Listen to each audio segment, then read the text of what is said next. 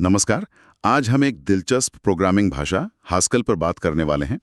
हमारे पास इसके परिचय से जुड़ी कुछ जानकारी है, तो कोशिश रहेगी कि इस फंक्शनल भाषा के जो मुख्य सिद्धांत हैं उन्हें समझें। मतलब ये क्या है, क्यों अलग है और आज की तारीख में इसकी क्या अहमियत है। चलिए शुरू करते हैं। बिल्कुल।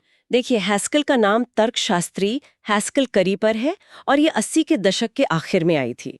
इसकी सबसे खास बात ये है कि ये प्योरली फंक्शनल है। प्योरली फंक्शनल, ये इसका ठीक ठीक मतलब क्या हुआ? इसका मतलब है कि हैस्कल के फंक्शंस का कोई साइड इफेक्ट नहीं होता। साइड इफेक्ट मतलब बाहरी दुनिया में कुछ बदलना, जैसे स्क्रीन पर प्रिंट करना या फाइल बदलना। प्योर फंक्शन में आप जो इनपुट देंगे, हमेशा वही आउटपुट मिलेगा। अच्छा, हमेशा सेम आउटपुट। ये सुनने में तो सिंपल लगता है, पर जैसा सोर्स में लिखा है इसका असर काफी गहरा होता होगा, है ना? हाँ हाँ, बिल्कुल। प्योरिटी से कोड को समझना और टेस्ट करना बहुत आसान हो जाता है। आप कोड के एक हिस्से को अलग से देख सकते हैं, ये चिंता किए बिना कि वो सिस्टम में कहीं और क्या असर डाल रहा है। हम्म। और इसी से जुड़ी एक और मजेदार चीज है लेजी इवैल्यूएशन। लेजी इवैल्यूएशन मतलब आलसी? हाँ, एक तरह से कह सकती हैं। हैस्किल कोई भी हिसाब तब तक नहीं करती जब तक उसके नतीजे की वाकई जरूरत ना हो। जैसे आप सारा खाना प्लेट में एक साथ नहीं परोसते, जब जरूरत होती है तब लेते हैं। अच्छा, तो फालतू का कंप्यूटेशन बच जाता है। एग्जैक्टली। और इससे कुछ कमाल की चीजें मुमकिन होती हैं, जैसे अनंत लिस्ट्स के साथ काम करना, लेकिन उस पर बाद में आएंगे। ठीक है, और इसका टाइप सिस्टम सुना है काफी मजबूत है। हाँ, इसका टाइप सिस्टम स्टैटिक है, मतलब कंपाइल करते समय ही टाइप्स चेक हो जाते हैं। इससे रन टाइम पर होने वाली कई गलतियां पहले ही पकड़ी जाती हैं। पर क्या इससे कोड लिखना मुश्किल नहीं हो जाता, बार बार टाइप बताना? नहीं, यही तो अच्छी बात है। इसमें टाइप इन्फेरेंस है, मतलब ज्यादातर मामलों में कंपाइलर खुद ही समझ लेता है कि किस वेरिएबल या फंक्शन का क्या टाइप होना चाहिए। तो आपको सुरक्षा तो मिलती है, पर ज्यादा लिखना नहीं पड़ता।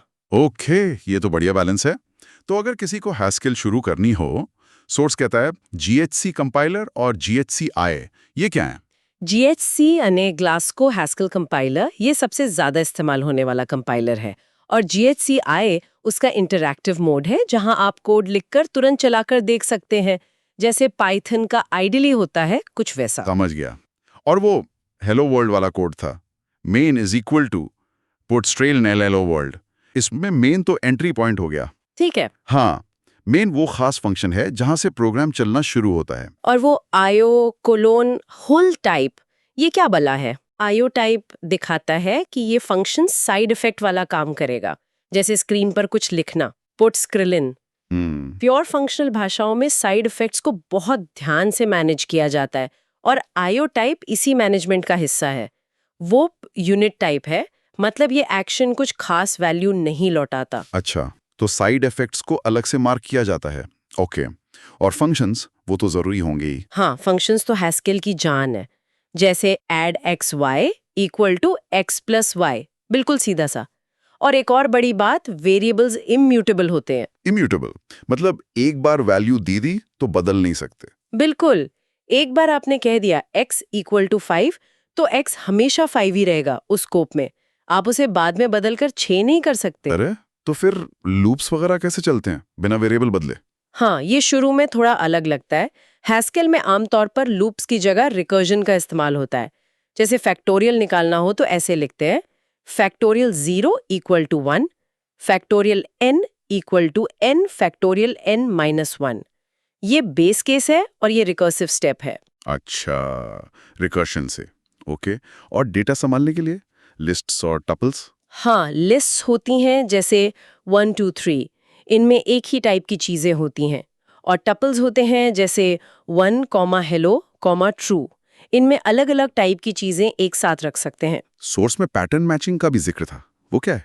पैटर्न मैचिंग एक बहुत पावरफुल तरीका है डेटा को डिकंस्ट्रक्ट करने का। आप फंक्शन लिखते वक्त ही बता सकते हैं कि अलग अलग तरह के इनपुट स्ट्रक्चर के लिए क्या करना है। जैसे लिस्ट के लिए आप खाली लिस्ट डॉट डॉट, और non empty list x dot xs, यानी पहला एलिमेंट x और बाकी लिस्ट xs के लिए अलग अलग केस लिख सकते हैं। ये कोड को बहुत साफ और पढ़ने लायक बनाता है। ये तो काफी उपयोगी लगता है। और एरर हैंडलिंग, सोर्स कहता है एक्सेप्शन की जगह मे बी या ईदर यूज होता है। हाँ, यह है स्केल की एक और खूबी है। बजाय इसके कि फंक्शन चलते चलते अचानक क्रैश हो जाए या एक्सेप्शन फेंक दे, हैस्केल में फंक्शंस अक्सर मे बी टाइप लौटाते हैं। अगर सब ठीक रहा तो जस्ट वैल्यू मिलेगा, वरना नथिंग मिलेगा। जैसे वो डिवीजन वाला उदाहरण था, सेफ डिव x0 वाला। हाँ बिल्कुल। सेफ डिव x0 का नतीजा नथिंग होगा और सेफ डिव xy का नतीजा जस्ट x div y होगा, अगर y 0 नहीं है। इससे प्रोग्रामर को मजबूरन सोचना पड़ता है कि अगर कुछ नहीं मिला तो क्या करना है। कोड ज्यादा मजबूत बनता है। आइदर भी ऐसा ही है, पर वो एरर के बारे में ज्यादा जानकारी दे सकता है, समझ गया। तो गलतियों को नजरअंदाज करना मुश्किल हो जाता है। अच्छा है, अब वो भारी भरकम शब्द फंक्टर्स, एप्लीकेटिव्स, मोनाड्स, सोर्स में इनका जिक्र है। ये क्या चीजें हैं आसान भाषा में? देखिए, ये असल में डिजाइन पैटर्न्स जैसे हैं फंक्शनल प्रोग्रामिंग के। ये हमें अलग अलग तरह के कंटेनर्स या कॉन्टेक्स्ट्स जैसे मे बी, लिस्ट या आईओ के साथ एक जैसे तरीके से काम करने में मदद करते हैं। कंटेनर्स या कॉन्टेक्स्ट्स? हाँ, जैसे मे बी एक कॉन्टेक्स्ट है जहाँ वैल्यू हो भी सकती है और नहीं भी। लिस्ट एक कॉन्टेक्स्ट है जहाँ कई वैल्यूज हो सकती हैं। आईओ साइड इफेक्ट वाले एक्शन का कॉन्टेक्स्ट है। तो फंकर, एप्लीकेटिव, मोनाड ये बताते हैं कि इन कॉन्टेक्स्ट के अंदर वैल्यूज पर फंक्शन कैसे अप्लाई करें या कैसे इन कॉन्टेक्स्ट को चेन करें। ओके, तो ये एब्स्ट्रैक्शंस हैं जो कोड को ऑर्गेनाइज करने में मदद करते हैं, खासकर जब आईओ जैसे साइड इफेक्ट्स हों। बिल्कुल। मोनाड्स खास तौर पर साइड इफेक्ट वाले एक्शन को तरतीब से चलाने के लिए बहुत जरूरी हैं। वो जो डू नोटेशन आपने शायद देखा होगा, वो मोनाड्स के साथ काम करने का एक आसान तरीका है। वो कोड को ऐसा दिखाता है जैसे वो सीधा सीधा चल रहा हो, पर पर्दे के पीछे मोनाड सारा मैनेजमेंट कर रहा होता है। तो ये सिर्फ किताबी बातें नहीं है, असली काम की चीजें हैं। हाँ, ये हैस्केल की असली ताकत है। इनके बिना प्योरिटी बनाए रखते हुए असली दुनिया के काम करना मुश्किल होता। सोर्स में कुछ एडवांस टॉपिक्स भी थे, GATTs, STM, ये शायद अभी के लिए ज्यादा गहरे हो जाएंगे। हाँ, GATTs generalised algebraic data types type system को और फ्लेक्सिबल बनाते हैं, और STM software transactional memory concurrency यानी एक साथ कई काम करने को सुरक्षित तरीके से संभालने में मदद करता है। ये दिखाते हैं कि हैस्केल कितनी पावरफुल हो सकती है। लेकिन हाँ, शुरुआत के लिए purity, laziness, type system, pattern matching और मे बी आईओ समझना काफी है। और इसका इस्तेमाल असल दुनिया में कहाँ होता है?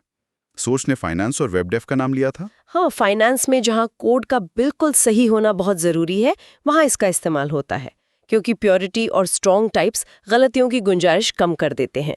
वेब डेवलपमेंट में भी येसोड जैसे फ्रेमवर्क्स हैं, जहाँ भी भरोसेमंद और मेंटेन करने लायक कोड चाहिए, हैस्केल एक अच्छा विकल्प हो सकती है। तो संक्षेप में कहें तो हैस्केल सिर्फ एक भाषा नहीं, बल्कि प्रोग्रामिंग के बारे में सोचने का एक अलग तरीका सिखाती है। प्योरिटी, इम्यूटेबिलिटी, स्टैटिक टाइपिंग, ये सब इसके खास पहलू हैं। एकदम सही कहा आपने। ये आपको समस्याओं को फंक्शनल नजरिए से देखना सिखाती है। इसमें एक तरह की आप कह सकती हैं गणितीय एलिगेंस है, जो प्रैक्टिकल भी है। बिल्कुल, और ये हमें सोचने पर मजबूर करता है कि हैस्केल जैसी भाषाओं के ये जो सिद्धांत हैं, इम्यूटेबिलिटी, साइड इफेक्ट्स को संभालना, ये बाकी मेन स्ट्रीम भाषाओं को कैसे बदल रहे हैं या शायद भविष्य में और बदलेंगे। ये सोचने लायक बात है।